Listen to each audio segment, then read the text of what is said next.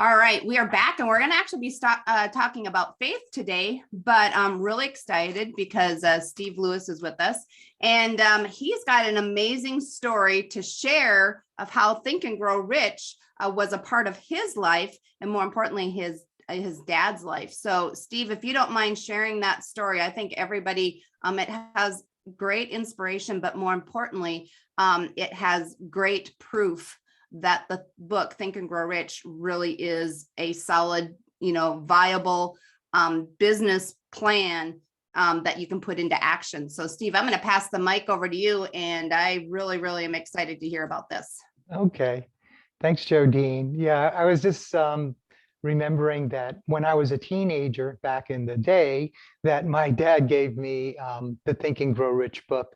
And he also had a letter in it, which is Think and Grow Rich tells you to do about your goals and what's going to be through visualization, through making a mastermind group, all the wonderful things that we're going to be doing in this course. And my father really did it. And he came from nothing. He didn't have a father. He was very, very poor. And he used to go to the library and teach himself because he didn't go to college. And one of the books was Think and Grow Rich. And he really took to that book. And he wrote down that he was going to make his own business and how much money he was going to make and when he was going to make it by. He was very specific. And I saw everything he wrote. And this is after he already accomplished it. And we weren't rich in the end or anything like that. I don't want to glamorize it too much, but we were upper middle class. And we, were able to have a house in Queens and suburbia. And I went to college and everything. And he was a wonderful person. And he just, wanted everybody to do good. So he used to share the book, and the book is like the granddaddy of them all, of the self-help books.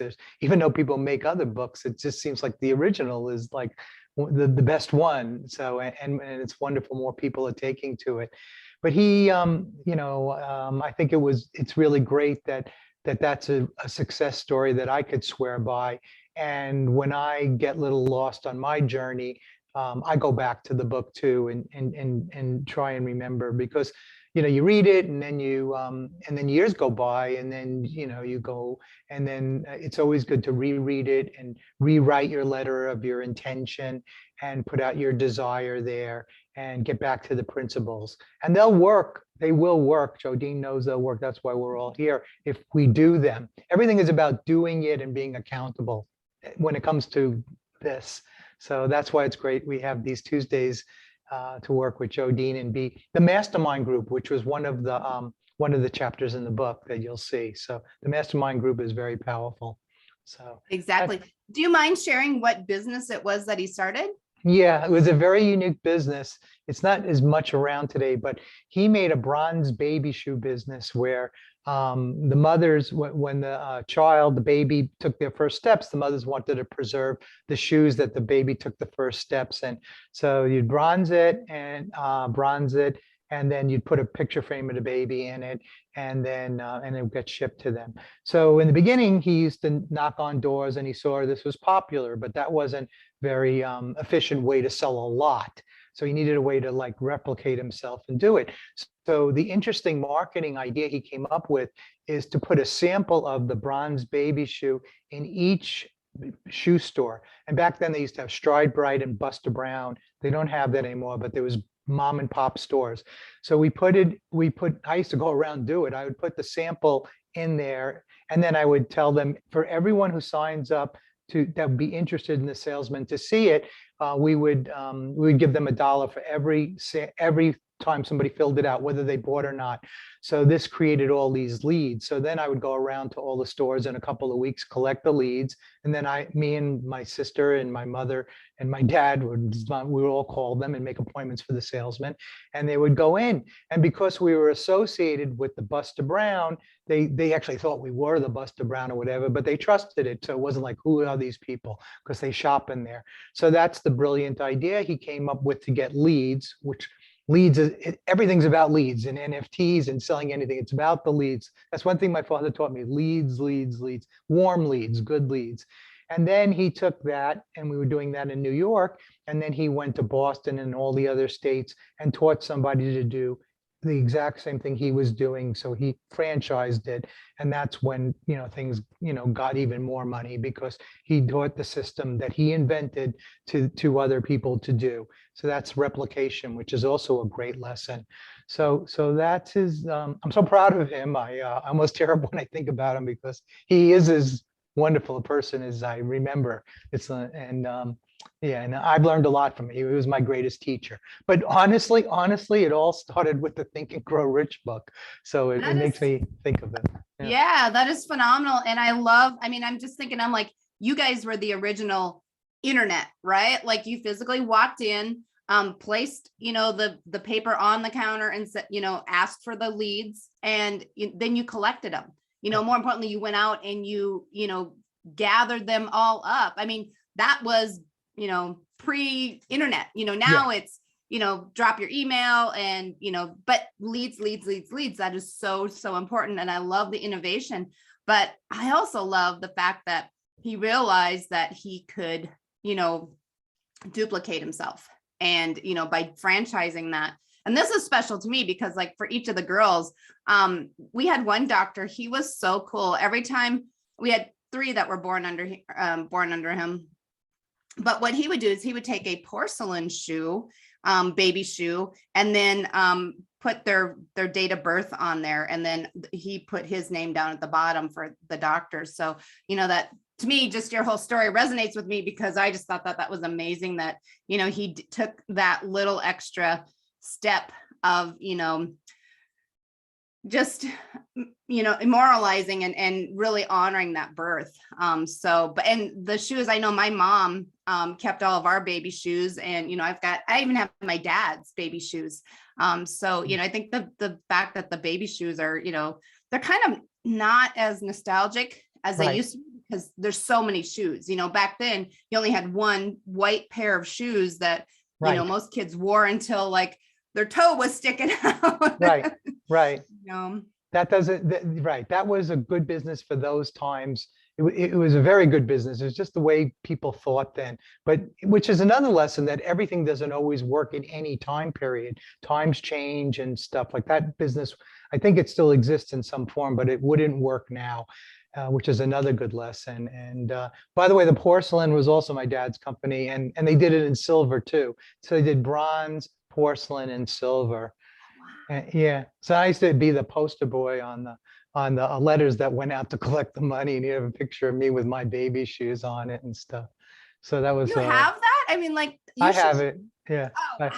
I have my thing. Yeah. So yeah. So anyway, it was just I just proud of him. Like I say, he was the ultimate entrepreneur for those days. I mean, now we have who we are as entrepreneurs doing it. But remember, everyone back then, there were these genius guys, and they had to come up with ways to make money. And there was no internet, and there was no computers, and there was, and you had to, do marketing and sales.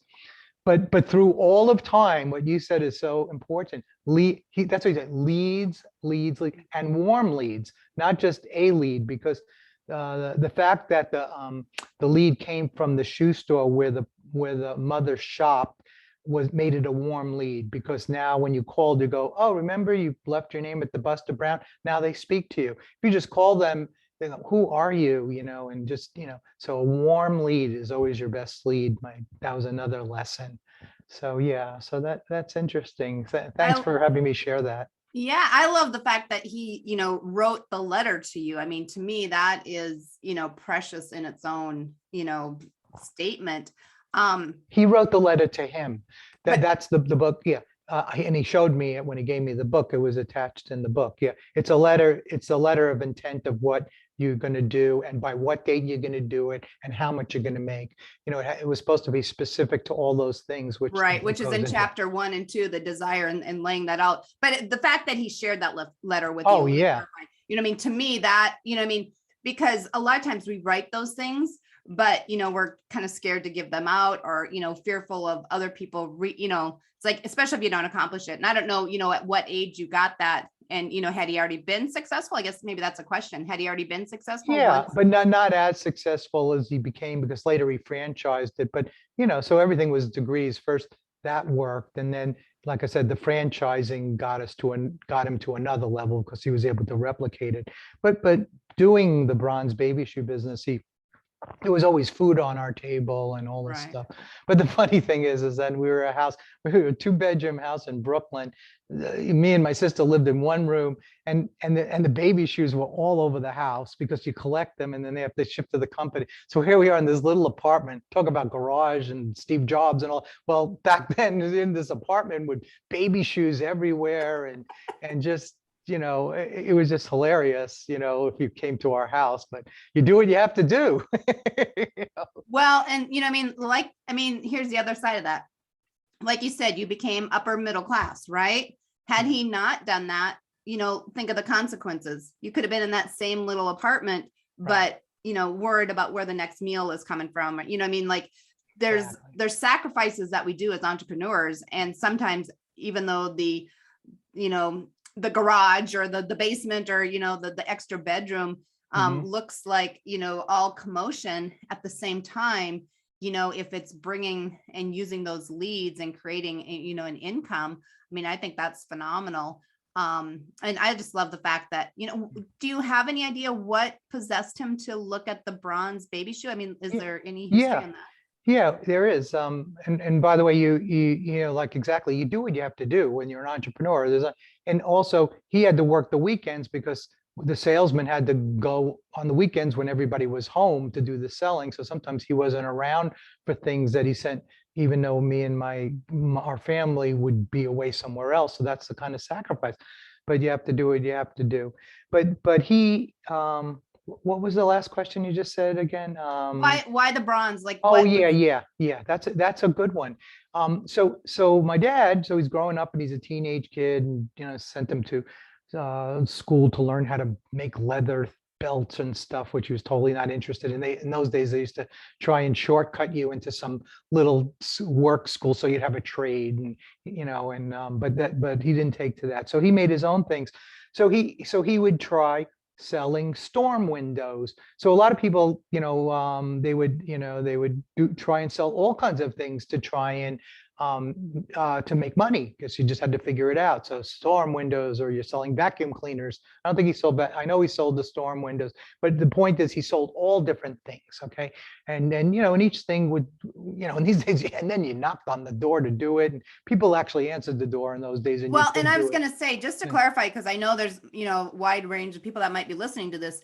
Back in the day, traveling salesman was a big thing. Like, we lived in the country, and we had, quote unquote, they were peddlers, but they would show up. Like, I remember my mom bought her living room table, or her dining room table. She bought an armoire from him. Like, they would bring furniture out to people in the country, because, like, especially when you have kids and, farming wasn't that profitable. Like, you couldn't go to town, but so those salesmen, and like Steve's talking about his dad, they would knock on the doors and have different items. And like you said, the storm windows.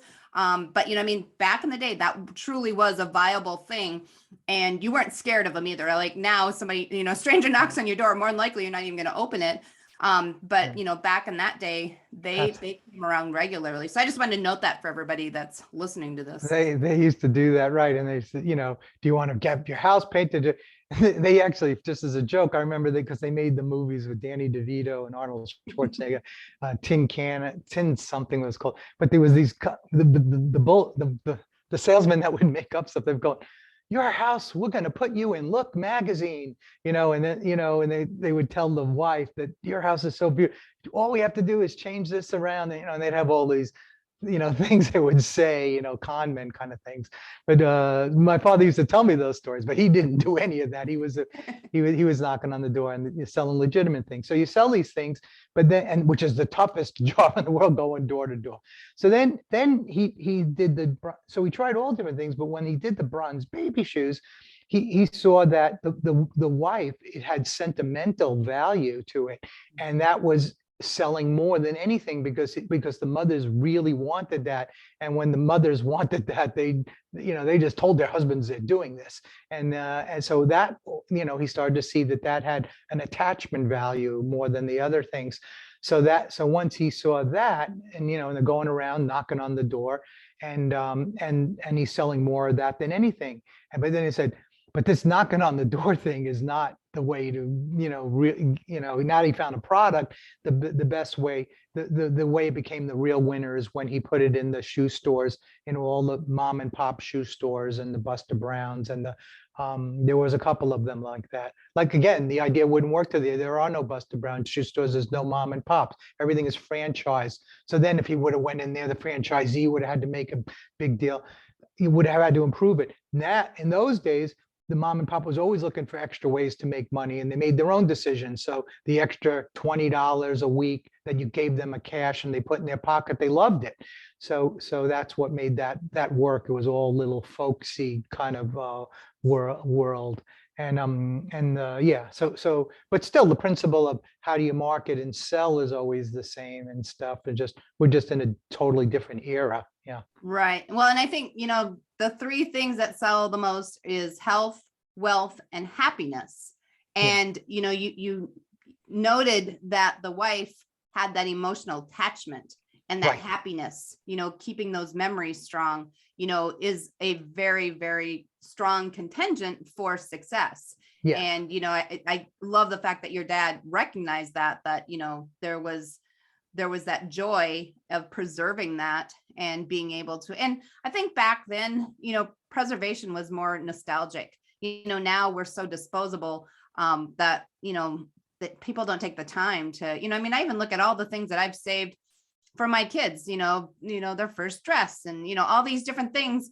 And I'm like, they don't even want them. I'm like, why do I have all this stuff? I know, we do too. We keep trying to give our kids their stuff. They go, we don't want our bar mitzvah thing and our this and that. Yeah. And yeah, but the mothers do. And my wife loves looking at the pictures and everything.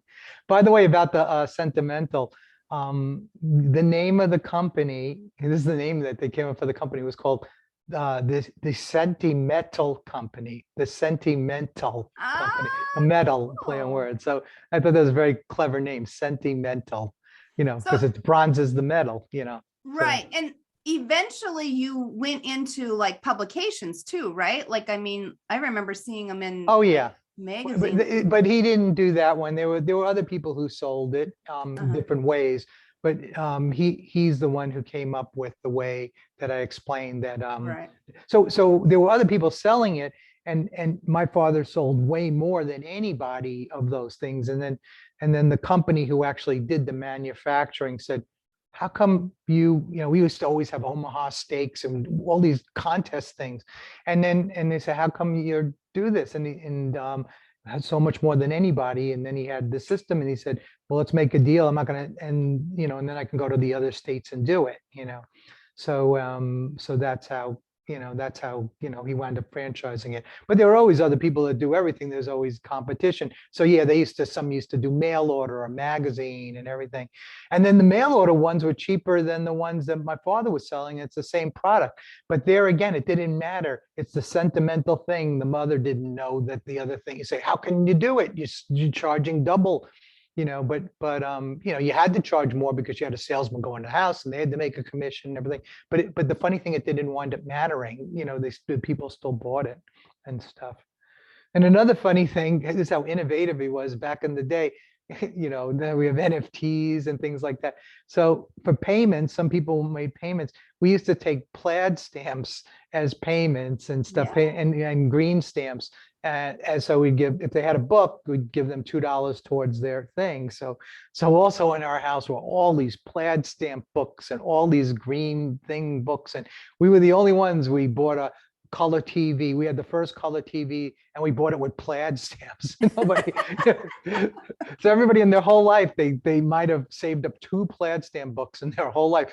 Someone came to our house, there were plaid stamps everywhere, and then those things in the book, it shows you a refrigerator, a bicycle. No one ever could save up to get those things except us, because we were taking everyone's plaid stamps. So everything was funny and goofy, but talk about thinking out of the box. That's what's so great about him. He just like to think, what else is worth money things are things. So that's another interesting thing that he did. He thought of how people could pay him with other things besides money. Right. And just to clarify, the plaid stamps were stamps that they used to do. I mean, in essence, it's kind of related to like what food stamps are. You know, they gave these out and you could get different things, and there were different levels, obviously. But I know my mom, she bought her china with plaid stamps. That was like a big thing.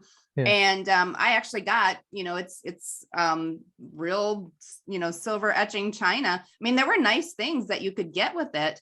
But I remember her, you know, stashing all those away. And, you know, like that last time that she got her last, you know, and even like she got like the gravy bowl, and, you know, I mean, like I mean, it was a big thing back then, and everybody was doing it. So, I mean, it wasn't like, you know, the poor and the rich. I mean, it wasn't that. I mean, everybody did it because, you know, they needed, you know, it was just one of those ways that they could do it. So you went to the supermarket just already, and then you paid for your things, and along with your thing, they would just give you plaid stamps according to how much you bought. So it just came automatically, and then they gave you a book and you put it in there, and then if you filled up books, then you had a thing what you could buy. So that was very popular. There was S&H green stamps too, and there were other ones, but yeah. So anyway, again, I just bring it up because think about thinking out of the box and creative ways to get paid is another thing. You know, that's no one thought of that. Who would think, you know, who would think about getting plaid stamps? As long as you can get things for it, well, it's money,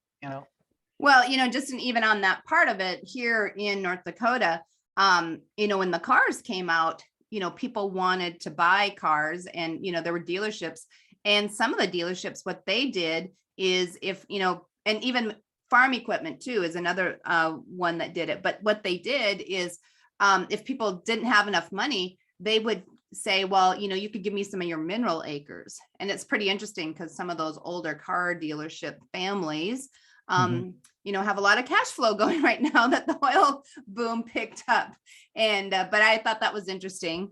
So same concept. What is it that people have that you can, you know, you can use that might not have the extreme value at the moment, but down the road? And like you said, you know, to somebody to give up 1 or 2 books of plaid stamps wasn't a big deal. But when you have 100 of them and you can collect, you know, the first colored TV in the neighborhood, you know, then it's a big deal, right? Yeah, we did. In that little 2-by-nothing apartment, the Wizard of Oz came. It was the first one in color. The second half, when she went to Oz, every kid in the co-op which we lived in came to our house to watch color Wizard of Oz. So what years was your dad in business? Do you know? Oh my God, a lot of you. Let's see. So it must have been so in the 50s. I was born in 58. So all the years he was always doing the bronze baby shoe business. So 60s, 70s, 80s, 90s. Yeah. So all those years. Wow. Was all bronze baby shoe business. But again, it only clicked big when he came up with the idea with the thing. The beginning part was him knocking on doors, and you know, people did what you have to do. You got to eat, you got to feed a family. I mean, and people were very good. A lot of husbands were very good family men, and they found ways, just like we have to find ways, even with all of what we're doing, you know. So whenever you're sacrificing a lot, just know your parents also did that one day. They just did it in another way, and they knocked on doors. You know, say, "Oh, I'm scared to send out. I have the imposter syndrome that I'm not the expert." Imagine how they felt going knocking on doors and having a stranger answer the door. I mean, they would laugh if they see what scares us these days. You know, we don't even have to see the person face to face. You know, so. Well, you know, and it's interesting because one of my early mentors was Harold Schaefer. And have you ever used turtle wax or heard of Mr. Bubble? Oh, I've heard of both of them, and the turtle wax especially. I think I used it back in the day. Back in the day, yeah. Yep. So that was started by Harold Schaefer, who is from North Dakota. And he was a traveling salesman and had it in his trunk. And that's how he first started out with those products, was, you know, door to door. And but you talk about sincere and, you know, got to do what you got to do. But, you know, I mean, he went around knocking on doors until he finally, you know, got them into the stores in the system. And he eventually ended up buying a little historical town called Medora here in North Dakota. And, you know, he revived it, and now it's a thriving, you know, it's turned into a nonprofit now, but that's all because he went door to door selling Turtle Wax and Mr. Bubble, so I mean, like you said, back in the day, but very sincere guy, very, down to earth. But I just wish I would have been, I mean, I was still in entrepreneurship when I first met him, but I wish I knew now, back then, so I could have asked him more questions and, really been able to absorb more of what they did. But, I mean, I know a little bit of the story, but wish, I would have been able to, but, and it's interesting because I actually ended up working in Medora, and my middle daughter's middle name is Medora, Haley Medora. And then our oldest daughter was actually born in Medora. She was the 32nd resident of Medora, and they threw a big party for her. So, but those back in the days, those people that knocked on the door, I mean, they had integrity, they had morals, and hard work ethics, but they understood that if they kept with it. And, this week we're talking about faith. I can only imagine the number of times that, your dad probably slept in the car or, had to have that faith that things were going to work out. I'm sure that he leaned into his faith as well. Absolutely. And another lesson that goes along with this, think about everyone in those days knocking on doors. Think about the amount of no's you get and how discouraging this is. And you're getting the no's in person. And and how, and even then it's the same thing. It's a numbers game. But then the numbers game was in person. The person saying to your face, I don't want this. Or even if you, and you're physically there.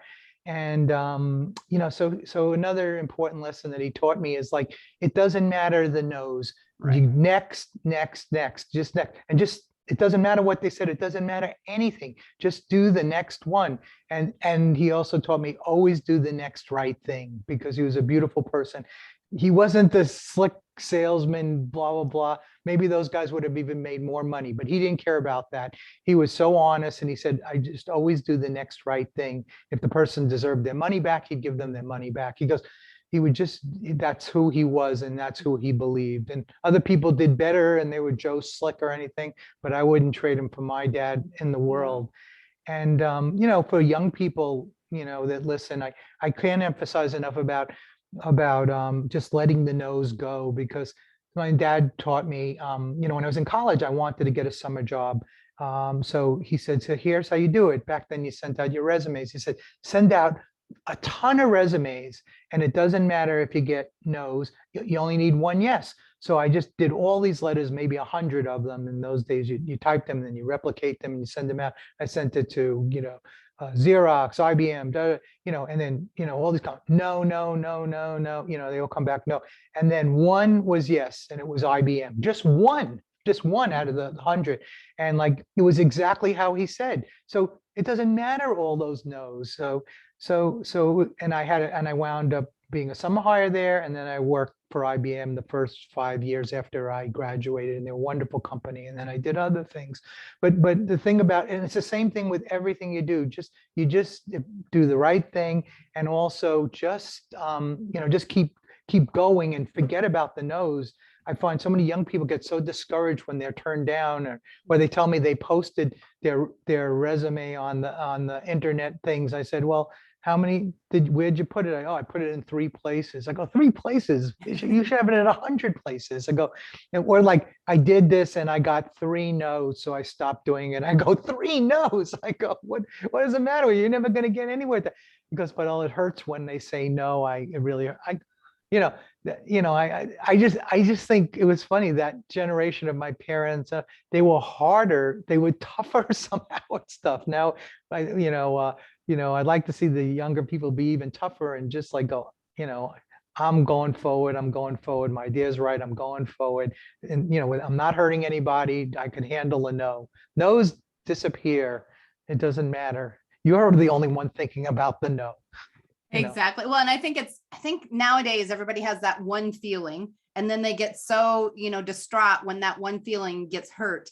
And, one of my mentors, best thing he told me was expect 100 no's, because you're not going to get good until you hear that 100, because that 101 is going to be the yes that's going to change your life. Yeah. And, I mean, if you mentally prepare that you're going to get 100 no's, and I love the fact that your dad, or, even you said 100, it's like that has been a true testimony for everybody throughout the ages. And I think it's been forgotten. Everyone, like you said, they get 3 no's and they're like discouraged, or, I mean, they put it in 3 places. And, I mean, repetition is huge. And especially, you have to remember too, in marketing, just the neurological, the scientific part of that, it takes, and even now, because there's so much overload, it used to be 8 to 12 times that people would have to hear, see, or, be exposed to you before they would even acknowledge you. Now they're saying it's 12 to 17 times that they need to hear your name. They need to read you. Like you have to get out there in that omnipresence even more than what you did, because there's so much accessibility for everybody to market to, and everything is so fast. And, like they might see, as they're scrolling your face, or, hear your voice or something like that. But, I mean, that 100 times, and this is interesting, I thought, and, just talking about religions, Mormons, they go out and they knock on doors, and a lot of Mormons have a higher success rate in business because it is programmed in their, their culture, that they go and they, do missionary work for 1 to 2 years. And so they're knocking on those doors. So by the time they get into business, they've already heard all the no's, like they're just immune to it. And I've, read statistics that they have a higher success rate in business because of that. And so that they don't get offended by those no's. It's like, okay, next, they just go on to the next one. So I thought that was kind of interesting too, how faith and religion, ties into the whole business aspect of it. And, that part of it. We have to get our ego out of the way, and in everything we do, and Jodine knows I code and do things, just go, oh, I'm working so hard on this. What if nobody likes it? Or I'm writing this book. What if nobody reads it? We all think those things. All of us. Is that anyway? Even the people who are successful worry about their next book or their next song or their next software product. But, I always think, just look in your gut, know you're doing the right thing for the right reasons, and do it. And it doesn't matter if it's meant to happen, it will happen. And, but just keep going. Don't let your ego and the nose and your insecurity stop you from trying your idea. And then you can make adjustments on your idea too, even if it doesn't work the first time. My father made adjustments. He was knocking on doors. That's never going to make a lot of money. That's onesie twosie. There's another way. I've had all these insecurities myself, and I'm not ashamed to share them with everybody. And that's what I tell everybody, just keep going. And it's a lot of work. Sometimes I go, oh my God, what am I doing? And then, when I look at it in the end, I go, wow, I made that, so. Yeah, the rewards in the end are definitely, something to be desired. And, I think the big thing too is, don't get hung up on, like you said, you're afraid it's not going to, nobody's going to listen to it, or nobody's going to read it, or, whatever it is. Just remember, if you have just one person that reads it, applies it, or does it, and it changes their life, then you're amazing. Right. And I think that's what people need to, if we can affect one person, Right. change one family, one, just one thought process. And you never know, like sometimes, when you're saying things, people may be on the verge of suicide, and they hear one moment of hope, or they, get inspired, or, you never know. And even just a smile, even when I go into the grocery store, I make it a habit of just smiling and just saying, hey, and it's amazing in today's society, people aren't expecting that. They are so dogmatic and so programmed to just be looking down. And it's interesting to watch how they kind of perk up and, kind of go, hey, you just never know. You have the opportunity at every moment to make a difference. And I always just take that to heart. And, here in North Dakota, we wave to everybody. Like that's a big thing. Like when you're driving down the road, you wave to everybody. And it's funny because my daughters, when they move out to different states, they're like, nobody waves around here, Mom. I love that. Yeah. I love everything you just said, because I believe in my heart about it. Help others. And other times when I've been down and depressed from my thing, like, oh my God, I worked so hard. Why is it? And then if you do something for someone else and get out of yourself, you start to feel better. And also, I love what you said about if you help one person, and sometimes some of what I did just helped one person, and I was thinking, oh my God, this one person's doing my product, but nobody else is doing it, but he's like loving it and he's saying it helped them. So I was like, I was saying, wow, that's the exact metaphor even, but of course my dream is to, help a lot of people, but even helping one is wonderful. And again, doing the next right thing and waving at someone and smiling with someone, or whatever you give to someone when you go to someone's house, bring a flower or just bring a smile. Mhm. Deepak Chopra said that, just always bring your smile, if but bring something. Yeah. Well, and the big thing too, a smile costs you nothing. Like, Right. you don't, and it's interesting, even like, going down, because a lot of these guys are, oil industry and wind farm, and they're not used to, being out in the country and, just stopping and, as you're going by, waving at them. And it's, usually we just do the one finger, like this up here. But now I've gotten to where some of them, if I've passed them a couple times and I know they don't wave, I'm like, I do this and they kind of look at me like, okay, I'm going to wave at you, lady. That's so nice that they do that. I know, yeah, I don't see any of that in Las Vegas here where I live. Have They to wave, show you they that. wave goodbye. We just took your money. Yeah. Come back soon. So this is, you hold on to the steering wheel and you go like this. This is like, what everybody does is, they do this. But my dad, I used to love him. He would be going down the road and he'd see you coming and he'd get ready, and, you could kind of see his hands kind of going, and then he'd do the that was his wave. It was kind of I'm waving at you, And so every once in a while when I'm with the girls, I'll do that, and they're like, all right, CB, How cute. So, and it's funny because like some of the older ones, if I see like, the older residents out, I will do that because they know that that's like the old farmer wave. It's not just the, hey, how are you? It's like, Yeah. we got you. So there's a Oh, couple different, we probably need to document that so that people know down the road the different sign languages of waving. oh God. I wish you could spread that to the rest of the country. We definitely need more kindness and more feeling good about others and waving at each other just because you're there. And, the country really needs that now, regardless of your affiliation of, what you believe, Democrat or Politics, Republican. It faith, or doesn't matter whatever, which just side. It's like humanitarian. we're Yeah. so many people are so angry these days. It's like it'd be nice to get them back to basics and just do kind things, nice things, whatever religion you are. It doesn't matter. You're Jewish, Mormon, everything. It's always about the 10 commandments and helping and be good to people. And so, that's what I say about that. I go, great, that religion's great if you do what it says, and and just the basics, which is being good to somebody and kind to somebody, and don't cheat and don't steal from them. And if you do that, that's wonderful. Going to change so much. Well, I know Oprah Winfrey, I always love what, she noted. She's like, look, I don't care if you're Buddhist, Hindu, Mormon, Christian. I don't care, who your God is, but get to them and do good with it. Right. I mean, I think that that's, to me, at first I was like kind of offended, like, she's like, I don't care, what religion you are, but then after she explained, whatever it is, get to them and do good with it. And I think that that's really where we're at, because we all learn differently. We all have different beliefs, but, at the end of the day, it's, don't kill them, be kind, right, love and compassion, exactly, those three things. If we could just get those three things. That's right. Right. And I know you and I both meditate and do things like that. And that's become more mainstream and used to be way out there back in the day. So meditation's nice, but I tell people, you think about what the right thing to do is, and you're pondering, well, when you meditate and you think about it, you'll know what the right thing is, and then you'll do it. And the right thing may not be the thing that benefits you the most, but you'll know what the right thing is and that you should do it. But it may not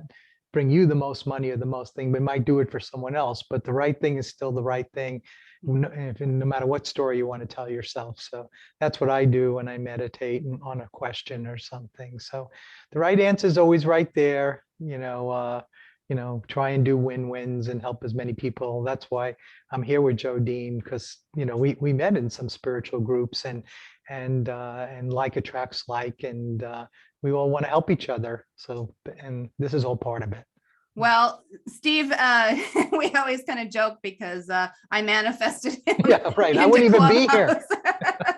Divine intervention has a stronger, and I that's, know. I mean, there again, people don't, when you really, go into faith and, practice it, and it's amazing the things that open up for you. I mean, I think we all kind of feel like we have to, peg everything in, but when you just let the divine earth, bring in the right people and just ask for, the right situation to happen, it's pretty phenomenal what can happen. So, it's crazy how that all plays out. But, Steve, I want to just say thank you. I know we were kind of talking about faith, but I just love the fact that you shared the story of, how this book, applied to not only your dad's life, but then how it played out in your life. And, I think it's a true testament of the instructions are there, and the instructions for success, if you apply it, truly do work in real life. And I think a lot of people, they read this book and they're like, oh yeah, that's all good. But it's the people that wrote the letter. It's the people that said, look, and I know when I was handed the book, 35 plus years ago, it said, look, this is the business Bible, learn it inside and out. And as I look back of all the different things, I mean, I read it, but, when you look back and reflect of like how much I applied to my businesses, like I am so grateful that Ken Thornton handed me that book, Think and Grow Rich. And I would be holding it up and showing you guys, but I believe my daughter took it. I can't find my book. She moved off to college, and I think off to college.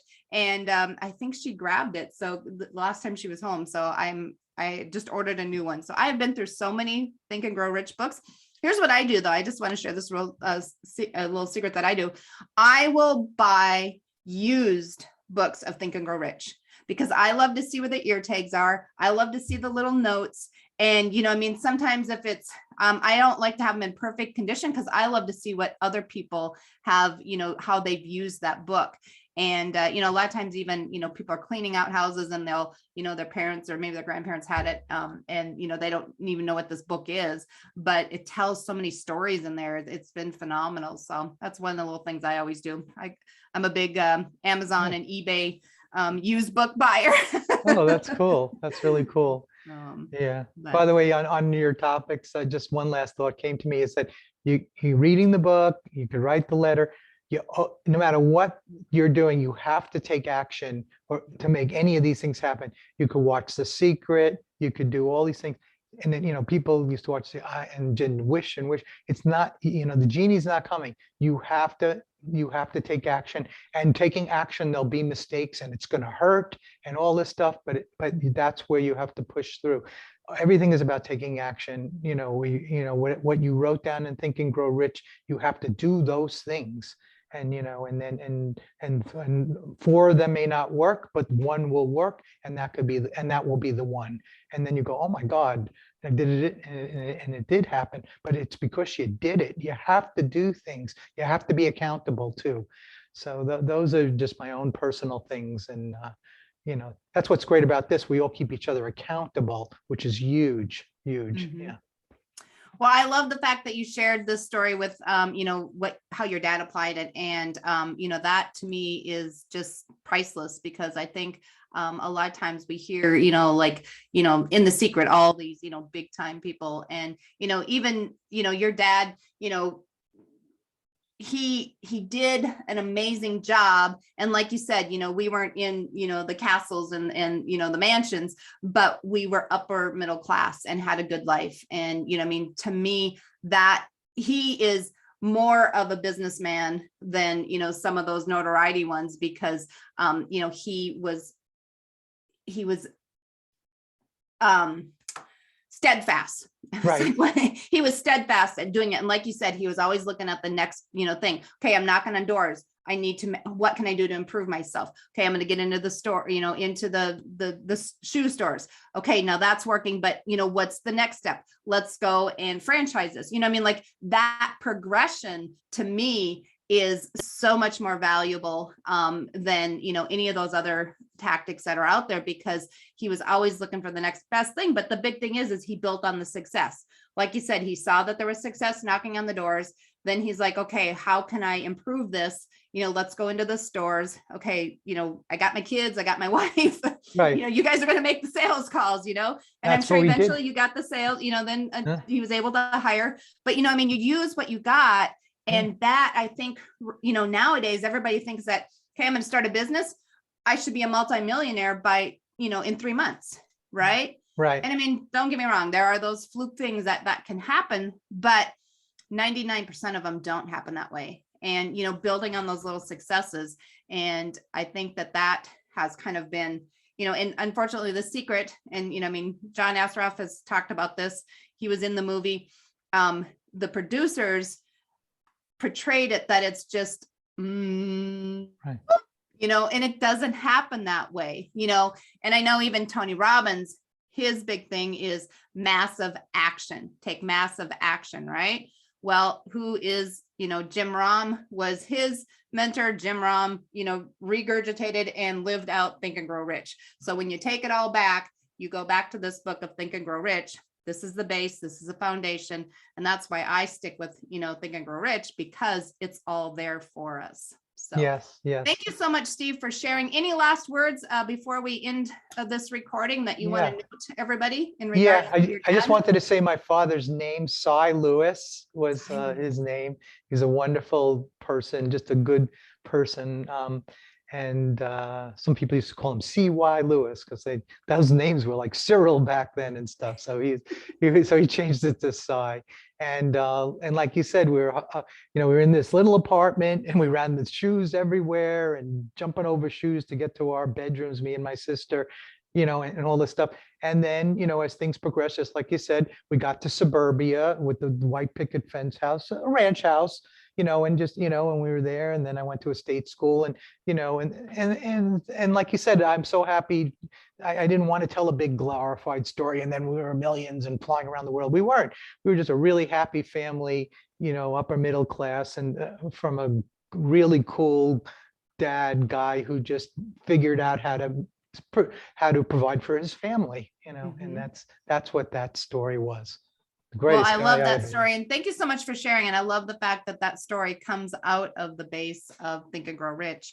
And just one more proof, and I think all these little stories are, to me, more exciting than, the movies and all that. So thank you so much for sharing. And I really, really appreciate that. Oh, yes. Thank you for asking me. It was fun talking about it and remembering it. Well, good. All right.